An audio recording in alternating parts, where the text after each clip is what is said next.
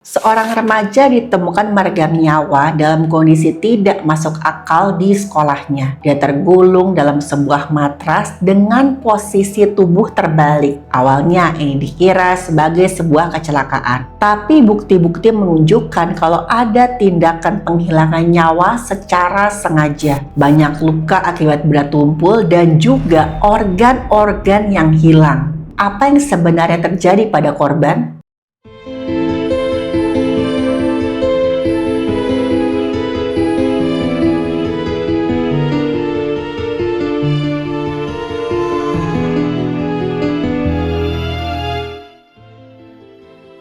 Halo, saya Dr. Stefani. Saya seorang dokter spesialis forensik dan mediko-legal, dan saya belajar dari yang mati.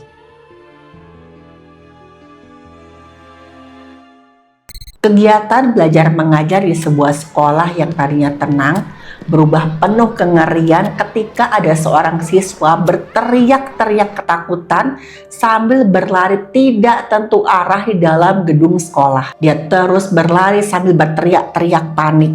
Tolong, tolong, ada yang terjebak, ada yang terjebak. Siswa tersebut kemudian dihampiri oleh seorang guru.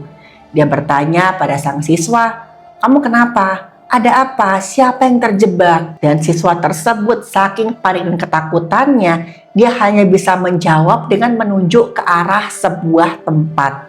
Dan tempat tersebut adalah gedung olahraga. Jadi memang di sekolah tersebut ada sebuah gedung yang khusus digunakan untuk kegiatan olahraga. Di dalam gedung tersebut peralatan olahraganya itu cukup lengkap. Mulai dari bola, matras senam, ring basket, dan masih banyak yang lainnya. Balik ke kasus ini, akhirnya sang guru masuk ke dalam gedung olahraga tersebut. Dia mencoba mencari tahu siapa yang terjebak di dalam sana.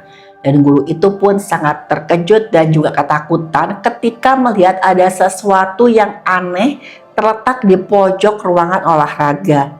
Di sana, di dekat tumpukan matras, ada sebuah matras tebal yang dalam kondisi tergulung.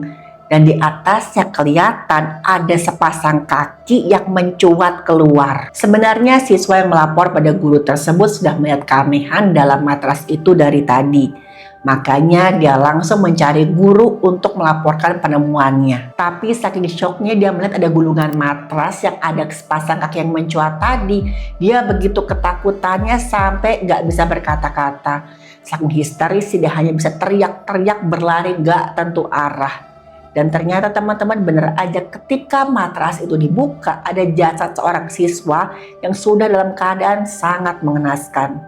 Tubuhnya sudah membengkak dan mulai membiru. Dan dengan cepat sang guru bisa mengidentifikasi siapa jasad tersebut. Itu adalah seorang siswa bernama Kendrick. Tapi kok bisa ya jasad Kendrick berada dalam matras tersebut? Apa ini kecelakaan?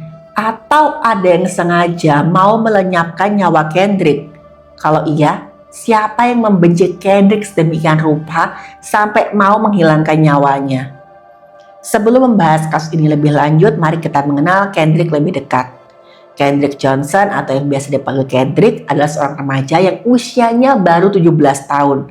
Dia adalah anak dari pasangan Kenneth dan juga Jacqueline. Berdasarkan keterangan dari orang tuanya, Kendrick adalah anak yang sangat ceria. Kendrick itu ceria, dia sangat lucu, temannya banyak karena semua orang ingin dekat sama Kendrick. Selain itu, Kendrick juga sangat suka olahraga. Saking sukanya dengan olahraga, Kendrick sampai mengikuti 3 cabang olahraga sekaligus. Lari, bola basket, dan juga American football atau rugby. Tapi Kendrick tuh paling berbakat dalam bermain American football. Bahkan dia sudah bermain dengan anak-anak yang lebih tua dari usianya. Sebegitu berbakat dan jagonya Kendrick dalam bermain American football. Kendrick juga pernah menyampaikan mimpinya ke kedua orang tuanya. Dia bilang suatu hari nanti dia akan sukses sebagai atlet dan membuat mereka bangga. Tapi sayangnya teman-teman, mimpi tersebut sekarang sudah nggak bisa lagi terwujud. Seperti yang kita tahu, Kendrick sudah meregang nyawa dengan posisi yang cukup aneh. Pihak sekolah pun segera memanggil pihak yang berwenang dan pilihan awal pun segera dilakukan. Dimulai dari melakukan otopsi untuk mengetahui apa penyebab Kendrick meregang nyawa. Dari hasil pemeriksaan didapatkan kesimpulan kalau apa yang terjadi pada Kendrick disebut juga dengan positional asphyxia. Positional asphyxia atau asfiksia posisi adalah kondisi di mana seseorang itu kesulitan bernapas gara-gara posisi tubuhnya menghambat aliran udara. Kondisi ini dapat berujung pada meregangnya nyawa seseorang jika tidak segera ditolong. Positional asphyxia itu terjadi ketika posisi tubuh menyebabkan penekanan saluran napas. Misalnya kepala menunduk terlalu jauh sehingga menekan tenggorokan dan menghambat aliran udara ke paru-paru. Bisa juga terjadi ketika tubuh itu menekuk sampai terjadi penekanan kuat pada dada atau perut. Ini menyebabkan terjadinya pembatasan pergerakan diafragma dan juga paru-paru. Ini membuat seseorang sulit bernapas. Biasanya hal-hal semacam ini itu terjadi pada saat seseorang yang berada dalam posisi tengkurap, di mana ada penekanan yang membuat tubuhnya benar-benar dipaksa menekuk. Ini sering terjadi juga pada kasus penculikan atau penyanderaan tahanan perang. Pada bayi ada yang namanya sudden infant death syndrome atau sindroma hilangnya nyawa bayi secara mendadak.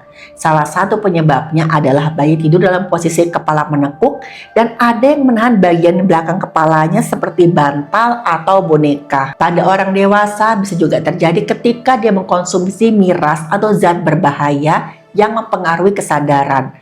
Ketika dia hilang kesadaran, dia bisa terjatuh pada posisi yang menghambat jalan napas.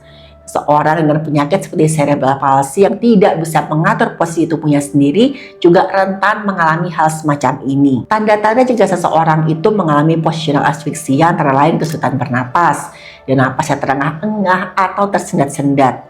Wajahnya makin lama makin membiru akibat kekurangan oksigen. Pupilnya melebar dan kehilangan respon terhadap cahaya. Pada fase ini itu sudah sangat sulit untuk diselamatkan. Lama-kelamaan tubuhnya akan lemas dan gak merespon sama sekali. Dan jika tidak segera tertangani bisa menyebabkan henti napas dan juga henti jantung. Kalau menyebabkan seseorang meregang nyawa, tanda yang terlihat itu biasanya PTK atau bintik merah akibat pecahnya pembuluh kecil di bagian wajah dan mata akibat tekanan yang menghambat cairan tubuh ke kepala. Paru-paru membengkak dan berisi cairan atau udema paru akibat kegagalan pernapasan. Ditemukan juga nih lebam yang gak wajar pada dada, perut atau leher yang menunjukkan adanya penekanan. Selain itu tidak adanya cedera parah yang membedakan positional asphyxia dengan meregang nyawa akibat trauma langsung. Berdasarkan hasil pemeriksaan tersebut, pihak yang berwenang awalnya curiga kalau Kendrick meregang nyawa karena sebuah kecelakaan yang tragis. Apalagi menurut keterangan beberapa siswa, ada satu kebiasaan yang sering dilakukan oleh Kendrick. Dia dan salah seorang temannya sering mengganti sepatu mereka ketika akan melakukan kegiatan olahraga. Nah, biasanya sepatu yang tidak mereka gunakan akan mereka masukkan ke dalam matras. Nanti setelah selesai barulah mereka mengambil sepatu mereka di dalam matras. Tujuannya supaya sepatu mereka ini nggak hilang. Ternyata dalam peraturan sekolah saat jam olahraga itu semua murid nggak boleh pakai sepatu biasa. Tujuannya untuk mencegah mereka tersandung akibat alas kaki yang nggak cocok dipakai olahraga. Itu sebabnya mereka diwajibkan memakai sepatu khusus olahraga. Misalkan saat basket ya semua murid harus pakai sepatu basket, gak boleh pakai sepatu yang lain. Sementara Kendrick hanya punya sepatu biasa. Makanya Kendrick sama temannya ini sering tukeran sepatu. Diduga ketika Kendrick ini ditemukan meregang nyawa dalam matras, dia sedang melakukan pertukaran sepatu itu tadi. Jadi Kendrick ini ingin mengambil sepatu dalam matras tersebut. Tapi saat itulah Kendrick terjatuh dan terjebak di dalam matras. Sampai dirinya kehabisan napas dan kemudian meregang nyawa. Setelah beberapa penyelidikan di sekolah, pada akhirnya kasus Kendrick ditutup sebagai kasus insiden tragis yang tidak disengaja. Tapi beberapa pihak termasuk keluarga Kendrick masih menaruh rasa curiga. Kalau sebenarnya Kendrick tidak meregang nyawa karena kecelakaan. Melainkan ada yang sengaja mau menghilangkan nyawanya Kendrick. Karena terlalu banyak kejanggalan dalam kasus ini.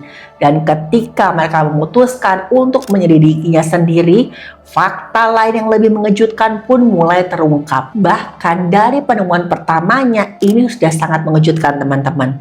Jadi keluarga Kendrick meminta pada pihak berwenang supaya melakukan otopsi ulang terhadap jasadnya Kendrick. Dan hasilnya sangat-sangat berbeda dengan yang pertama. Pemeriksaan menemukan bahwa Kendrick mengalami trauma benda tumpul di bagian leher dan juga kepala. Dan ini nggak mungkin terjadi ketika dia terjebak dalam matras. Ada beberapa hal yang bisa menyebabkan hal tersebut, misalkan benturan langsung, akibat pukulan dengan tangan, kayu, atau benda keras lainnya. Bisa juga karena kompresi atau tekanan seperti ketika leher ditekan dengan kuat atau kena penekanan dari benda yang cukup berat. Selain itu gesekan atau tarikan, misalkan ketika tubuh didorong keras atau terpelanting. Tanda-tanda trauma akibat kekerasan itu antara lain pola memar yang nggak wajar, misalkan memar berbentuk lingkaran akibat pukulan benda tumpul seperti pipa atau tongkat. Cedera akibat kekerasan sering terjadi di beberapa area yang nggak wajar, misalkan punggung, wajah, atau bagian dalam lengan ketika korban mencoba untuk melindungi dirinya. Lebam berbentuk tangan atau jari yang menunjukkan adanya cengkeraman kuat sering kelihatan pada kasus kekerasan terhadap anak atau pasangan. Dan kadang-kadang ditemukan juga cedera internal tanpa luka luar yang mencolok. Dan itulah yang ditemukan pada tubuh Kendrick ketika otopsi kedua dilakukan. Di mana hal tersebut sudah jelas, bukan karena suatu kecelakaan. Tapi teman-teman, ternyata ada satu hal yang lebih mengagetkan lagi. Ketika jenazah Kendrick diperiksa ulang, semua organ di dalam tubuhnya menghilang. Gak tahu kemana. Bagian dalam tubuhnya yang kosong diisi dengan koran-koran bekas. Gimana mungkin ya organ tubuh ini bisa hilang tanpa jejak? Menurut tim memeriksa Kendrick, mereka sama sekali gak menemukan organ dalam tubuh Kendrick ketika dia diperiksa. Padahal, kata tim otopsi pertama, mereka sudah mengembalikan organ-organ Kendrick ke dalam tubuhnya setelah selesai otopsi. Apa ini kesalahan tim yang memeriksa? Atau ada sesuatu yang sengaja disembunyikan? Dan teman-teman, sampai saat ini nggak diketahui kemana perginya organ-organ tubuhnya Kendrick. Selain itu, rekaman CCTV dalam gedung olahraga pun nggak ditemukan. Jadi saat itu penyelidikan akan dilanjutkan dengan melihat bukti-bukti yang mengarah ke meregangnya nyawa Kendrick. Pihak sekolah kemudian menyerahkan rekaman dari 35 kamera di sekitar gedung olahraga. Tapi ketika rekaman diperiksa, ditemukanlah sesuatu yang sangat aneh. Ada beberapa rekaman yang hilang dari kamera-kamera tersebut. Satu kamera kehilangan rekaman selama 1 jam 5 menit. Kamera lainnya kehilangan rekaman selama 2 jam 10 menit. Pihak sekolah mengatakan bahwa sistem CCTV mereka tuh nggak selalu aktif, karena kamera hanya akan merekam jika ada pergerakan. Tapi bagi keluarganya Kendrick, ini adalah bukti bahwa ada sesuatu yang disembunyikan. Dengan semakin banyak kejanggalan ini, mulailah muncul banyak teori tentang apa yang sebenarnya terjadi pada Kendrick. Di antaranya adalah Kendrick mengalami perundungan dan kekerasan.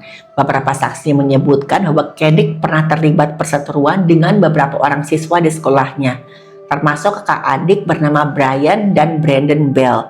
Menurut keterangan beberapa siswa, Brian sempat bertengkar hebat dengan Kendrick. Pertengkaran tersebut sampai membuat mereka ini baku hantam di dalam sebuah bis sekolah ketika para siswa akan berangkat menuju sebuah tempat untuk karya wisata. Pertengkaran antara Kendrick dengan Brian ini pun sampai ke telinganya Brandon, dan kakak adik tersebut kemudian membenci Kendrick.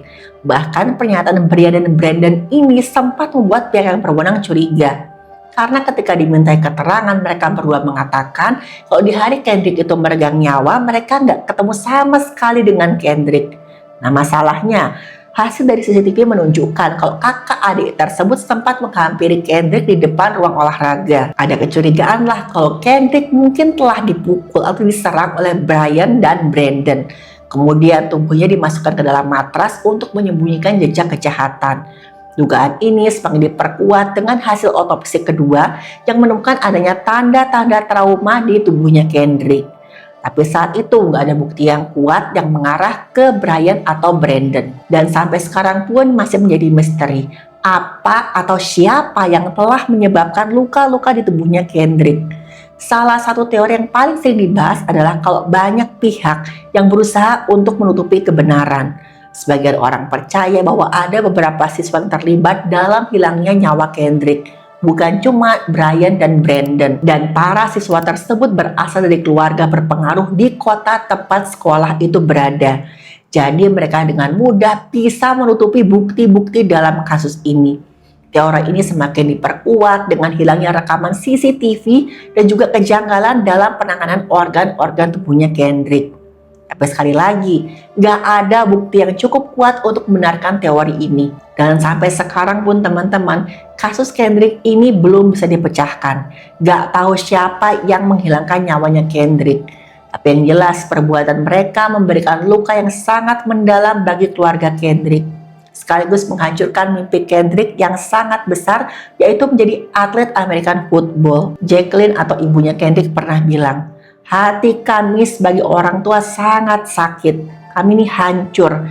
Kami bahkan gak sempat berduka karena harus mencari keadilan bagi anak kami." Dan sampai sekarang, keluarga Kendrick masih berusaha mencari keadilan untuk Kendrick. Mereka nggak tinggal diam dan terus berusaha untuk mencari tahu siapa pelakunya. Keluarga Kendrick sempat menuntut pihak sekolah untuk mengusut kasus ini sampai tuntas. Bahkan saking nggak dihiraukannya mereka, keluarga Kendrick menuntut ganti rugi pada pihak sekolah. Tapi sayangnya gugatan ini pun akhirnya ditarik karena kurangnya bukti-bukti yang kuat. Pihak hukum mengatakan kalau nggak ada cukup bukti untuk mengajukan tuntutan pidana dalam kasus ini. Dan saking hebohnya kasus Kendrick sampai ada seorang sutradara bernama Jason Pollock yang kemudian mengangkat kasus ini menjadi sebuah film dokumenter. Dia bersimpati pada Kendrick yang meregang nyawa secara nggak adil. Film dokumenter tersebut berisi penyelidikan-penyelidikan tentang kasus Kendrick yang cukup aneh. Juga bagaimana keluarga Kendrick sampai sekarang belum bisa merelakan kepergian Kendrick. Bagi banyak pihak, ini adalah kecelakaan yang sangat tragis. Tapi bagi keluarga Kendrick, keadilan belum ditegakkan. Doa saya untuk keluarga Kendrick, semoga mereka dikuatkan. Kasus ini terjadi di Amerika Serikat pada tahun 2013. Teman-teman, kasus ini menjadi bukti bahwa keadilan harus ditegakkan, bukan hanya oleh pihak yang berwenang, tapi oleh semua pihak. Jika banyak yang gak sepaham, maka akhirnya akan seperti kasus Kendrick. Banyak yang terkesan janggal dan ditutup-tutupi. Keluarga korban pun harus menanggung kesedihan yang sangat-sangat mendalam, karena keadilan belum berhasil ditegakkan pada kasus ini.